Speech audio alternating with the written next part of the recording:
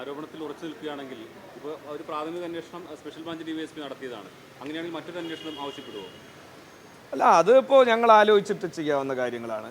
കാരണം ഇത് ഞാൻ പറയുന്നത് ഞങ്ങൾ വളരെ ആ ഘട്ടത്തിൽ ഉയർന്നു വന്ന അതീവ ഗുരുതരമായ ഒരു കാര്യമാണ് ഉന്നയിച്ചത്.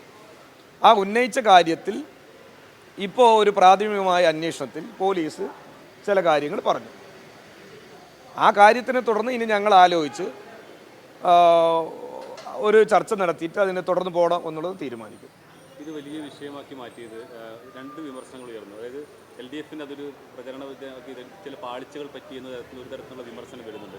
ഇപ്പോൾ ഈ അന്വേഷണ റിപ്പോർട്ട് കൂടി വരുമ്പം എന്താണ് തോന്നുന്നത്? LDFന് പാളിച്ച പറ്റി ആരാണ് ഇപ്പോൾ നിങ്ങളോട് പറയുന്നത്? വിമർശനങ്ങൾ അല്ല, പുറമേ എന്ന് പറഞ്ഞ ആരാ? കോൺഗ്രസും BJP അല്ലേ പറഞ്ഞിട്ടുള്ളത്, അല്ലാണ്ട് വേറെ ആരും പറഞ്ഞിട്ടൊന്നും. സംസ്ഥാന സമിതി അതല്ല, അതൊക്കെ ആ സമയത്ത് അദ്ദേഹം മറുപടി പറഞ്ഞ കാര്യങ്ങളാണ്. ഇപ്പോൾ കോൺഗ്രസും BJPയും ഇത് പറയുന്നുണ്ട്. അതെ, ഞങ്ങൾക്കൊരു പാളിച്ചയും ഈ കാര്യത്തിൽ പറ്റിയിട്ടില്ല. തെരഞ്ഞെടുപ്പ് ഘട്ടങ്ങളിൽ സാധാരണഗതിയിൽ ഉയർന്നു വരുന്ന വിഷയങ്ങളെല്ലാം ആ സമയത്ത് ഉയർത്തിക്കൊണ്ടുവരും. അത് ഏതൊരു മുന്നണി പ്രസ്ഥാനങ്ങളും ചെയ്യുന്ന കാര്യങ്ങൾ തന്നെയാണ്. ഞങ്ങൾക്കിതിൽ വ്യക്തമായ വസ്തുതാപരമായ ചില കാര്യങ്ങൾ അറിവിൻ്റെ അടിസ്ഥാനത്തിലാണ് ഞങ്ങളത് ഉയർത്തിയത്. ആ ഉയർത്തിയത് അറിവിൻ്റെ അടിസ്ഥാനത്തിലാണെങ്കിലും അവിടുന്ന് പെട്ടെന്ന് രക്ഷപ്പെടാനുള്ള നല്ല ലൂപ്പോൾ അവർക്ക് കിട്ടി. ആദ്യം തന്നെ അതിനുള്ളൊരു സമയം അവർക്ക് കിട്ടി എന്നുള്ളതാണ് യഥാർത്ഥത്തിൽ ആ പെട്ടി വിവാദത്തിൽ പണം കൊണ്ടുവന്ന രാഹുൽ രക്ഷപ്പെട്ടത്. അല്ല, പോലീസിൻ്റെ വീഴ്ച എന്ന് പറയാൻ കഴിയില്ല. കാരണം പോലീസ് ഒരുപക്ഷെ ഈ പെട്ടി കൊണ്ടുപോയതിന് ശേഷമാണല്ലോ അവിടെ എത്തിയിട്ടുള്ളത്. പോലീസിന് വിവരം കൊടുത്തത് ആരാണെങ്കിലും ആ കൊടുത്ത വിവരം കൊടുത്തതിന് പോലീസ് അവിടെ എത്താനുള്ള ഒരു സമയവുമായി ബന്ധപ്പെട്ട് വന്ന ഒരു സമയപരിമിതി ആയിരിക്കും, കുറവായിരിക്കും. അപ്പം അതുകൊണ്ട് അതിനെ അങ്ങനെ കണ്ടാൽ മതി. അല്ലാതെ പോലീസിൻ്റെ വീഴ്ചയാണ്. പോലീസ് ഇപ്പോൾ അവിടെ വന്നിട്ട് കിട്ടിയിരുന്നുവെങ്കിൽ കാര്യങ്ങളെല്ലാം അന്ന് തന്നെ വ്യക്തമാക്കിയിട്ടുണ്ടാവും. അതാണ് അതിൻ്റെ ഒരു കാര്യം കൂടി. ഇപ്പോൾ ഈ കൊഴിഞ്ഞാമ്പാറയിൽ സമാന്തര ഓഫീസൊക്കെ തുടങ്ങിയ ഒരു പ്രവർത്തനം തുടങ്ങി. ആയിക്കോട്ടെ. ഈ എന്തുകൊണ്ടാണ് ഇപ്പോൾ കരുനാഗപ്പള്ളിയിലൊക്കെ വലിയ വിഷയം വന്നപ്പോൾ അത് പരിഹരിക്കാൻ നേതൃത്വത്തിൻ്റെ ഭാഗത്ത് നിന്നൊക്കെ ഇടപെടലുണ്ടായി. എന്തുകൊണ്ടാണ് ജില്ലാ നേതൃത്വവും സംസ്ഥാന നേതൃത്വവും അതിനകത്ത് ആ പ്രശ്നം പൂർണ്ണമായി അവഗണിക്കാനുള്ള തീരുമാനം എന്താണ്? കേരളത്തിലെല്ലാം ഇതെല്ലാം എൻ്റെ പാർട്ടിയുടെ സംസ്ഥാന സെക്രട്ടറി വ്യക്തമാക്കിയ കാര്യമാണ്. അതിൻ്റെ അപ്പുറം പറയാൻ ഞാനത്ര എൻ്റെ പാർട്ടി സെക്രട്ടറി അല്ല, ഞാൻ പറഞ്ഞോട്ടെ, പാർട്ടിയുടെ സംസ്ഥാന സെക്രട്ടറി പറഞ്ഞതിൻ്റെ അപ്പുറം പറയേണ്ട ഒരു കാര്യം എനിക്കില്ല. ഒന്ന്. രണ്ടാമത്, നിങ്ങൾ ഈ ഞങ്ങളുടെ പാർട്ടി സമ്മേളനത്തിൻ്റെ ബാക്കിൽ നിങ്ങൾ നന്നായിട്ട് നടക്കണം, നല്ലതുപോലെ ഇനിയും നടക്കണം. നിങ്ങൾക്കൊരു ചുക്കും ചെയ്യാൻ കഴിയില്ല, മനസ്സിലായില്ലേ?